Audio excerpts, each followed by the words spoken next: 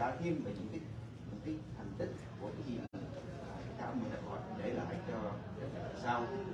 Cảm ơn bác sĩ trong rất là nhiều cái thông tin về chúng ta chủ yếu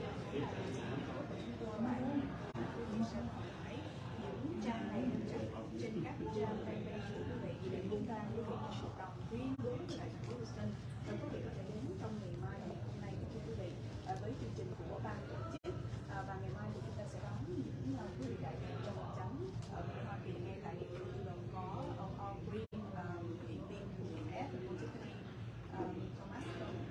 Ngày mai tôi sẽ có một phần rất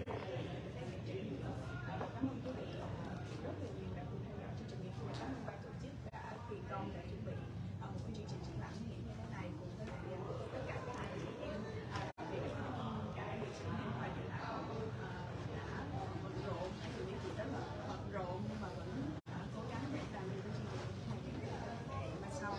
Và cảm ơn quý vị đã theo dõi chương trình ngày hôm nay. Quý vị share rộng rãi trên livestream của chúng tôi nhé. Thứ nhất rất là quan trọng, nhờ cái việc dự thảo mình mới được công nhận. Cái này mình muốn là không phải thế hệ trẻ mình hay và được chính phủ cái này là chính phủ liên bang, chính quyền tiểu bang và ngay cả thành phố Houston đều có người đại diện tới tham dự cái này, làm cho người ta đây là rất là quan trọng. Tuy là cái triển lãm rất là nhỏ nhưng mà có ý nghĩa rất là cao, tại vì có cả chính phủ Mỹ, chính phủ Hoa Kỳ đã hỗ trợ cho cái việc này. Dạ vâng, và cảm ơn bác sĩ Nguyễn Đông Châu, và chúng tôi cũng kêu gọi các chủ tịch cộng đồng của các thành phố và tiểu bang của Hoa Kỳ like và share rộng rãi các chương trình này và comments bên dưới và không nói về tiếng nói của quý vị. Quý vị có thể không đến đây tham dự cùng với chúng tôi, nhưng quý vị có thể ủng hộ bằng tinh thần và cách chia sẻ livestream này và comments những ý kiến của quý vị nhé. Một lần nữa, ấy thì thông tin của đài Việt TV Network cùng với camera Yule. Cảm ơn quý vị rất nhiều. Chúng tôi xin chào và hẹn gặp lại quý vị trong chương trình lần sau. Chúng tôi tường trình từ Eric Park tại Southwest.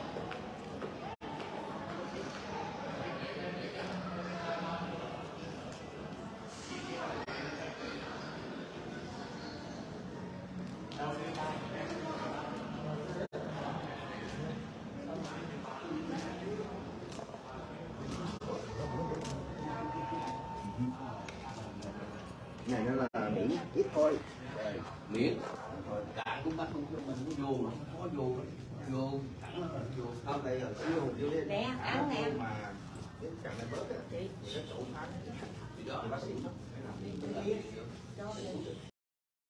Vietnam face to face. I recall certain incidences that I personally was involved in. There was a time when I had to take an ambush patrol at Phu Bai to try to prevent the North Vietnamese from coming south, bringing supplies for the Viet Cong. There we captured 112 of that company. My patrol of 13 people captured 112 Vietnamese.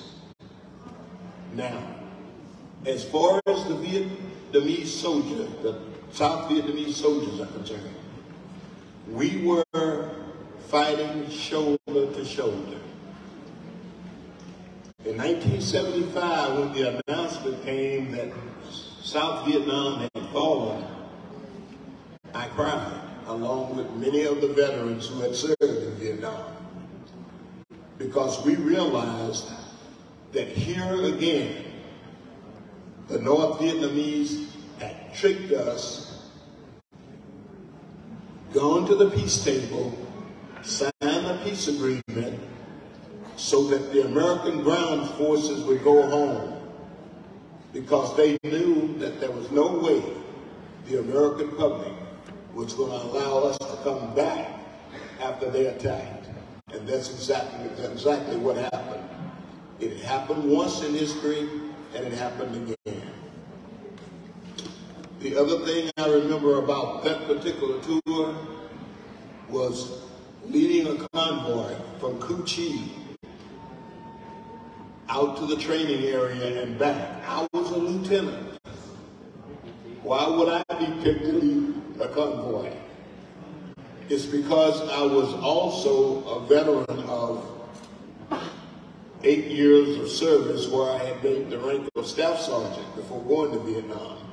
So that mission was put in my hand. I came back to the States, attended flight training, and there I qualified to fly reconnaissance missions in Vietnam, Cambodia, and Laos. Now, when I got back from my second tour, I was able to take pictures, to adjust fires, to call in fires, to fire 2.75 millimeter rockets on the wings of my plane at enemy soldiers. It was much better than being there on the ground. But Vietnam War was Vietnam War, whether you were in the air or on the ground. And I would like to say to you that seeing you here today as American citizens, which you are, makes my heart feel good, because you added such an important balance to this nation of immigrants that we are. You became great American citizens, and we love you for that.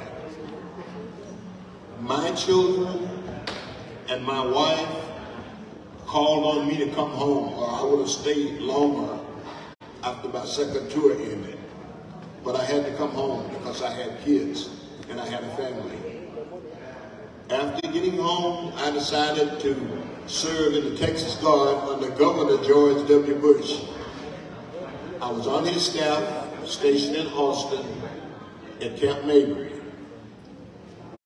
Governor Bush promoted me to Brigadier General and Major General, and that is why I'm a general today. But in Vietnam, on my first tour, I was a lieutenant, and my second tour, I was a captain. I would serve again if I was called on to do the same thing. I thank you all for honoring me here today, and I tell you this: America is a stronger and greater place because you're here. Thank you very much.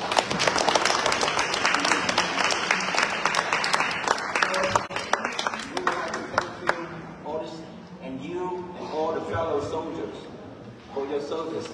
After all this year, the Vietnamese of the Republic of Vietnam always greatly appreciate your service. It was because we were not on the winning side. We never had an opportunity to pay our respect. Like you say, today we have mua cái camera thì mua ông chào ra mà. Even when, as you know, when the American was there, you had the utmost respect for all the Vietnamese in the Republic of South Vietnam. Thank you. Còn nhiều. I would like to present cards to the following people in appreciation for your having this service today and your being here. Mr. Ben, Không biết là con anh Bình có ở đây không? Anh Bình xin gentlemen come to here accept this. This is the thank you note from the general to anh Bình Phở Duy, một người đã donate những cái phần ăn và để giống như là lời cảm ơn của chúng con đến với các bác quân lực Việt Nam Cộng Hòa cũng như là Hoa Kỳ. Xin quý vị cho một tràng pháo tay cho ông trai, đây là con trai của anh Phở Duy đã đại diện để nhận cái lời cảm ơn của ông tướng. Dr. Nguyen Dong Chao. Nguyễn Đông Châu. Dr. Nguyen Dong Chao.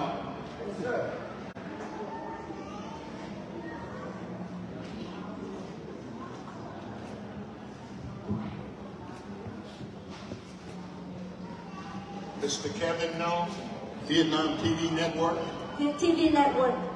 TV Network. Yes, vâng, và cảm ơn sự hiện diện của CEO của TV Network đã cover cho chương trình này cũng như là sự tất cả anh em của Đại Việt TV Network ngày hôm nay.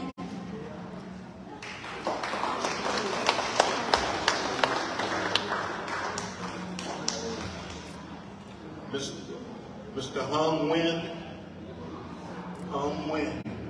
Ngọc Hân của Elegant Flower xin mời lên đây. Cảm ơn Ngọc Hân đã decorate tất cả những cái hoa trên này và rất là cảm ơn Ngọc Hân. Mời Ngọc Hân.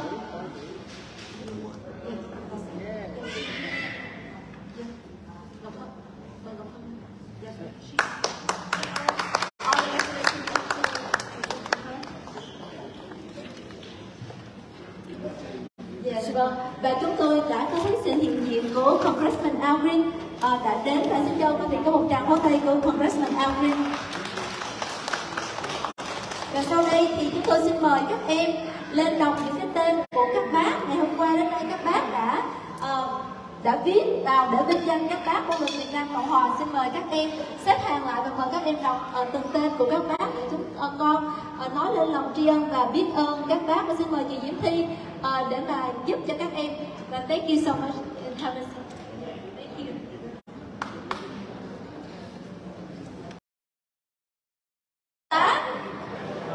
Nguyễn Văn An.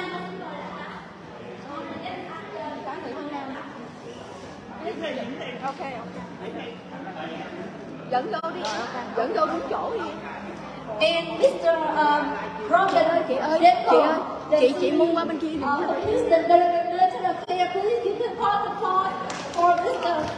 Robert Denko. And I'm sure a lot of them are here today as well. So thank you for everybody in here. Livestream qua góc bên kia. The program in 10 minutes. Just if you want to take a picture with the general, this is the time. You're welcome and you're invited to take a picture with everybody. Hồi khách tới á chị.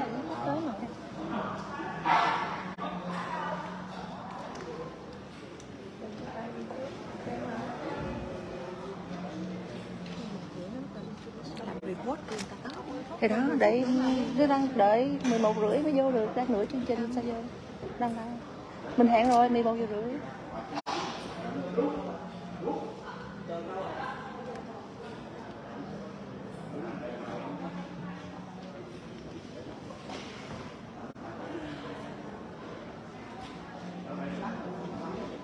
Có mời hết tất cả các bác hội đồng quân đội, mời bác mấy bác lên ngồi trên cái bậc trên này để chúng con bắt đầu với chừng 10 phút nữa chúng con làm lễ thưa bác. Có mời tất cả bác. Nếu mà bác nào không đi được thì mời bác ngồi dưới đây. Có mời tất cả bác, tất cả mọi người lên đây và lên ngồi để chuẩn bị làm lễ. Please, everybody, please get seated at the stage. So we will start the ceremony in 10 minutes.